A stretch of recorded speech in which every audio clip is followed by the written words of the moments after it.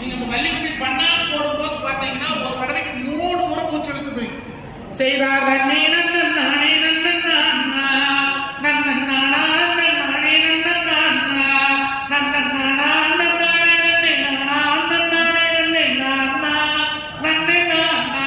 அப்ப 3 தடவை போய் வரும்போது நம்மளுடைய இதய நோய்கள் குணமாகும் மருத்துவம் சொல்றாங்க. ஆம்பளை பசங்க எல்லாம் பெருந்தமையாக கத்துக்கணும்.